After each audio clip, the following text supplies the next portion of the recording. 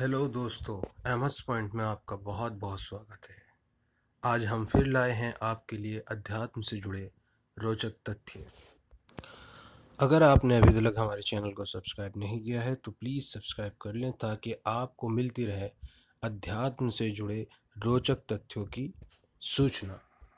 दोस्तों, ये जानना बहुत ज़रूरी है कि अध्यात्म का अर्थ है अपनी आत्मा का अध्ययन। जो व्यक्ति अपनी आत्मा को यानी खुद को नहीं जानता, अपने मूल को नहीं जानता, तो वो कुछ भी नहीं जानता है। दोस्तों, आज हम बात करने वाले हैं 3 शब्द से बने एक वाक्य के अर्थ के बारे में, जिसमें है ओम तत्सत।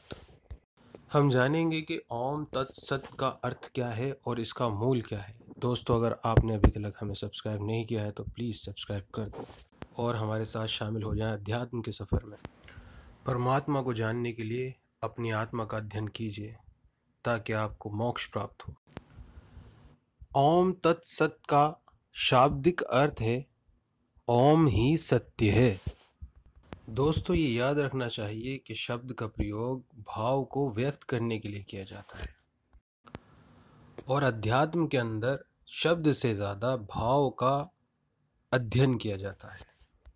मतलब शरीर से ज़्यादा आत्मा का अध्ययन किया जाता है। क्योंकि हम अध्यात्म को सीख रहे हैं, इसीलिए यहाँ पर उसके नियम का पालन करना ज़रूरी है। हम शब्द से ज़्यादा उसके भाव की तरफ ध्यान देंगे, उसका अध्ययन करेंगे। मतलब भावार्थ पर जो है हम ध्यान देंगे। अगर ओम ही केवल सत्य है तो इसका भाव अर्थ हुआ कि ओम से ही सत्य का सर्जन होता है और ओम सत्य का सर्जन बिंदु है। और जो कोई इस बिंदु में सिद्धि प्राप्त करना चाहता है, लीन होना चाहता है, मोक्ष पाना चाहता है, तो उसको चाहिए कि वो भी सत्य वचन का पालन करे, सत्य के मार्ग पर अडिग रहे। सत्य का पालन करते हुए अपने प्राणों की आहुति देने वाला ही परमात्मा के सच्चे रूप का दर्शन कर पाएगा। जो साधक इस बिंदु को जानते हैं वो जानते हैं कि संसार की रचना इसी बिंदु यानी ओम के बिंदु से शुरू हुई है।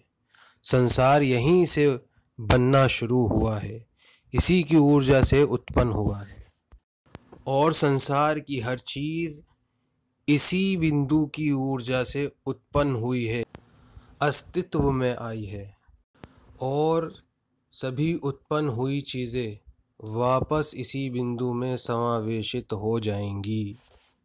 जो साधक इस सत्य को जान जाते हैं कि हमारी उत्पत्ति भी इसी बिंदु से हुई है और हमारा अंत भी इसी बिंदु में होगा, मतलब हमें प्राण भी इसी से मिले हैं और हमें प्राण भी इसी में त्यागने हैं, वो अपनी सत्यता को पहचान जाते हैं, अपने अस्तित्व को पहचान जाते हैं और संपूर्ण शांति प्राप्त करते हैं। उनके लिए जीवन और मरण एक ही बिंदु के समान होते हैं। वो जीवन और मरण को एक ही मानकर चलते हैं, इसीलिए वो निर्भय होते हैं, निडर होते हैं। उनके जीवन और मरण का बिंदु उनके लिए शांति का बिंदु बन जाता है। सत्य का पालन करते हुए शांत रहना या शांत रहते हुए सत्य का पालन करना, ये उन लोगों के लिए धर्म का मूल बिंदु बन जाता है। इस स्थान पर, इस बिंदु पर उस साधक के लिए बस धर्म का एक ही रूप होता है और वो होता है आत्म शांति।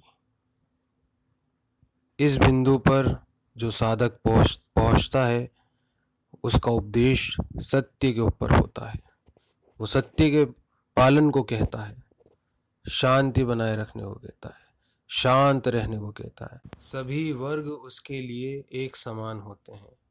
उस व्यक्ति की यह दशा शांति के सर्जन बिंदु के इतने नज़दीक होने के कारण होता है। जैसा कि हम जानते हैं कि त्रिदेव में से एक देव जो महादेव हैं, उनके आचरण भी इसी तरह से हैं, उनका व्यवहार भी इसी तरह से है। वो बहुत शांत हैं और सभी वर्गों का सम्मान करते हैं। उनकी ये स्थिति इसी बिंदु के बहुत निकट होने के कारण है।